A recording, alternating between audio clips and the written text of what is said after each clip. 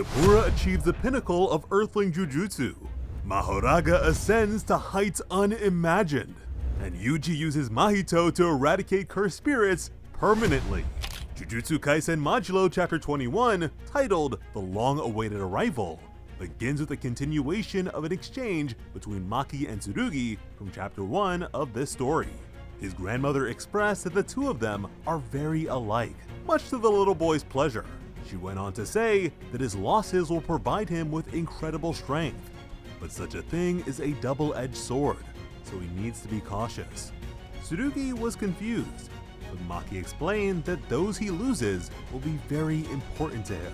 So, in his pursuit of power, he mustn't neglect the ones he cherishes most, and he promised to remember her words. Maki told him that she once had a twin sister. Excitedly, Tsurugi admitted to already knowing about Granny Mai. As a flock of geese flew overhead, Maki continued to say that thanks to Mai, she gained strength, yet she often wonders if she ever truly needed to become strong in the first place. As with the visuals of a lone egg amidst a nest of broken shells, Maki supposes that if Mai hadn't died and she had remained weak as a result, somehow, someone may have found a way to fix things anyways. A tear fell for a dream of what could have been. Maki could hardly complain about her well-off and mostly peaceful situation, but even then, twin tears met blades of grass. There hasn't been a day since then that she hasn't wondered if, given another chance, she would have chosen to be with Mai today instead.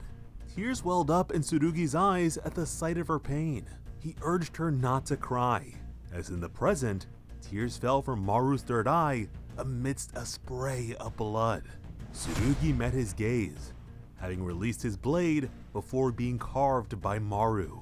Their inherited weapons clattered, as Tsurugi fell limply into a disbelieving Maru's arms. Eyes wide, Maru struggled to comprehend. He knows for certain that Tsurugi would have won if he followed through with his swing. So why did he stop now, after all this? The older Okotsu sibling wasn't really sure, but for some reason or another, he could feel that doing so would be wrong. That a future in which he won at the cost of slaying his friend wouldn't have been the right choice at all. Angry, Maru denounced the notion of right and wrong. He reminded Tsurugi that he was supposed to be fighting for his sister's sake, just as Maru was fighting for his brother and his people's sake. Again, Tsurugi didn't have a clear answer for him. After all, he's only 17. Tumbling to the side, he admitted to not knowing what he's supposed to do. Truly too cool for his own good, he's not entirely sure about anything. The kind-hearted Maru was mortified by his own actions. He's cut down his very first neighbor on Earth. Zooming out, Maru said aloud that the people living here on Earth, in Japan from the beginning, were Tsurugi's people. There was life here when the Rumelians arrived, and cursed spirits were a part of that life. He understands the desires and compulsions of his own people. But even so, crying from all three eyes, he lamented that they were the ones who had their home stolen from them. They have nowhere to return to, so what are they supposed to do?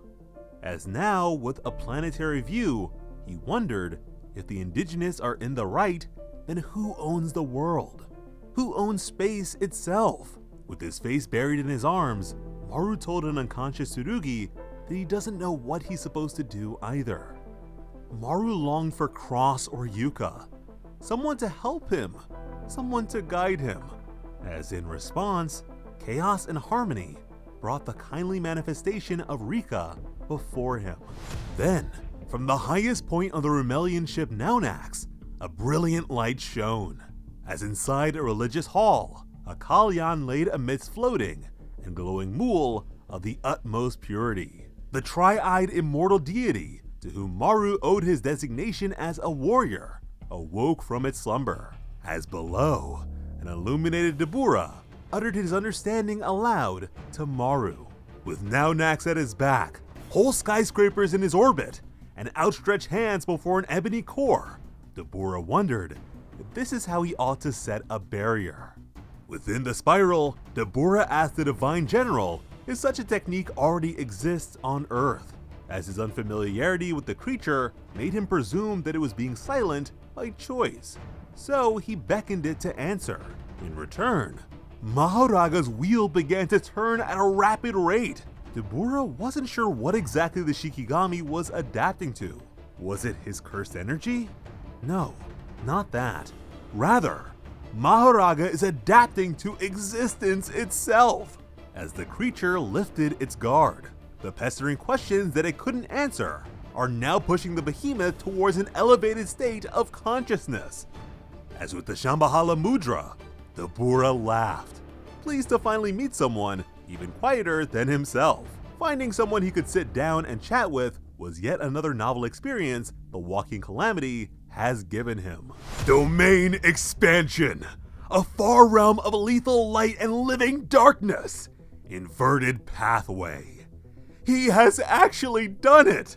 At this rate, Dabura will end up creating something the Sorcerers of Earth have never seen before. The clash between Dabura and Mahoraga continues, and it looks like they've met their new best friends.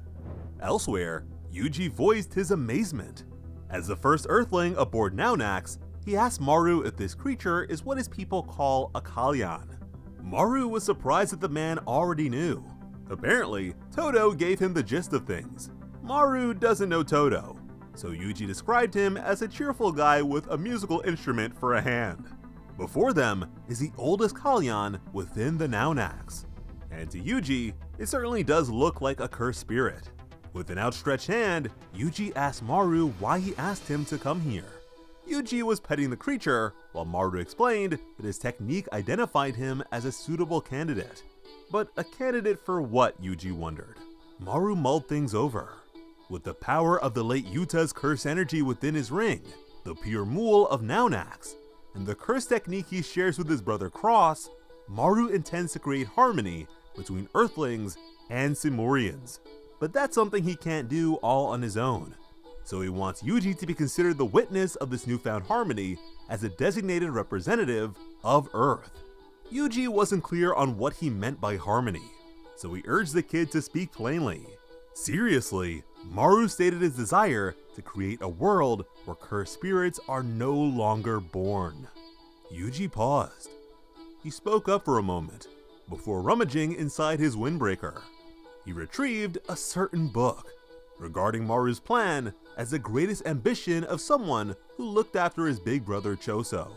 This is the recorded soul research that Yuki Tsukumo left behind. Yuji agreed to help, ready to finally fulfill his role in eradicating cursed spirits once and for all. As with a smile, Maru absorbed the content of the book in an instant and thanked the older sorcerer. But before getting started, there's someone else they need to talk to first, as Maru cheerfully added that he also happens to be one of the candidates his technique chose to achieve harmony. Heading into a metaphysical back room, Maru explained that this is the path all spirits on Earth pass through, and he's pretty sure that this person is a sort of resident there. Yuji was surprised by what he saw within. The old man laughed at the sight of a face from his childhood, as a ragged Mahito called out to him with a demented and disheveled look. He complained about having to wait for the stubborn jerk to die for so long, because unless Yuji dies, he's stuck here in limbo. Stretching with newfound relief, he commented on how long it took for this day to finally come. Beckoning, he asked Yuji how he ended up kicking the bucket. Then, with sudden incredulity, he realized that Yuji isn't actually dead. Yuji calmly responded that he's only here on someone's request, and is very much alive. Mahito's eyes widened with dread. Falling over, the curse began to curse with confusion, disbelief, and dismay. Yuji was unfazed, and Maru was nonplussed. But now, it's time to begin the ritual to exterminate cursed spirits forever.